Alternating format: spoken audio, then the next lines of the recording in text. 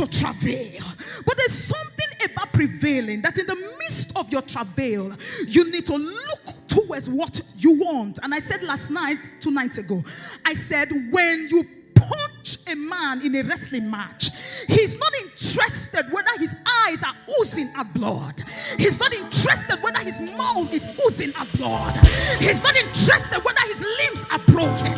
But what he looks at is the belt, because he tells himself, as long as I am alive, there is something I am looking up to.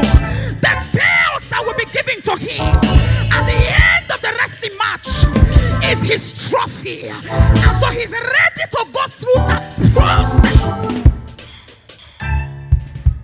And that was the same thing that Jesus did on the cross. When Jesus hung on the cross, it was a moment of travail. And watch this. The Bible says some time ago when Jesus was starting his ministry, they found themselves in a wedding, in a marriage in Canaan. The Bible says, and the wine finished. And Mary went to Jesus and said, Jesus, their wine is finished. And Jesus said to her, he said, woman, my time has not yet come. Now listen to me right here. It is not disrespectful for Jesus to have referred to the mother as woman. Because what he was supposed to say was mother. But he said, woman, my time has not yet come. Because what the mother was demanding and requiring from him was to produce wine. And the time to produce that wine had not come. Because the Bible says when that time actually came in Mark 14 verse 23, it says that he took the cup and he gave it thanks. And he gave it to the people, to his disciples. And he said, this is the blood of my new covenant. Drink and drink in remembrance of me. So when Jesus said to the woman, woman, my time has not yet come. What he was saying to her was, I cannot present the wine now. And listen, he turned the water into wine, but he didn't serve it.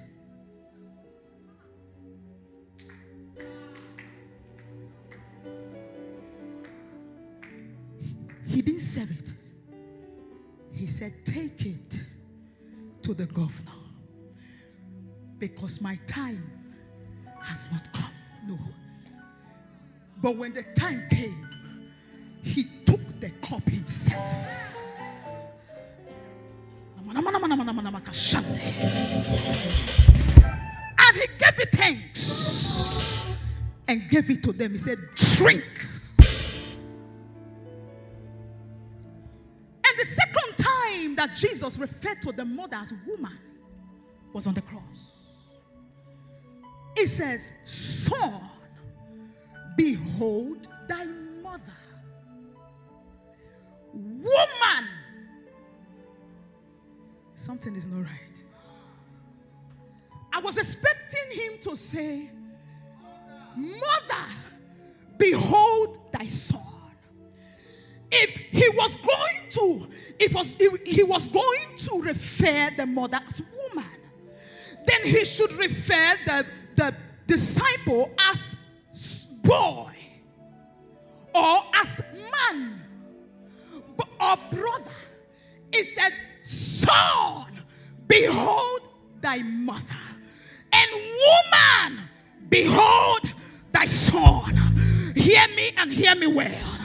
When Jesus was on the cross travailing, he stepped out of time and entered into eternity. Each time that Jesus had to address the mother as woman, it means everything that he has to say was spiritual. And the Bible says in Genesis, a prophecy came from God. It said the seed of the woman will bruise the head of the serpent, and the serpent will bruise the head of the heel. When Jesus said to the mother, woman, he was trying to tell her you are not Mary. Right now, you are that woman that my God spoke about. Because I am that seed that is to bruise the head of the serpent. In other words, woman, do not cry for me. Because I am in my process of travail. And in my travailing, I am set to bruise his head. Can I speak to somebody here?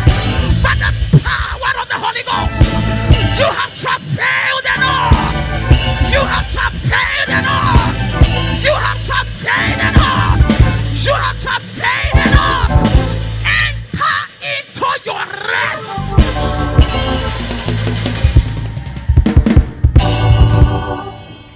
Sit down.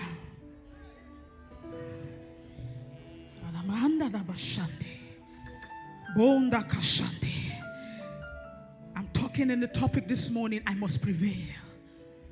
I must prevail. Tell your neighbor, I must prevail. Genesis chapter 32, verse 22 to 32. I'm going to run through it quickly. And he arose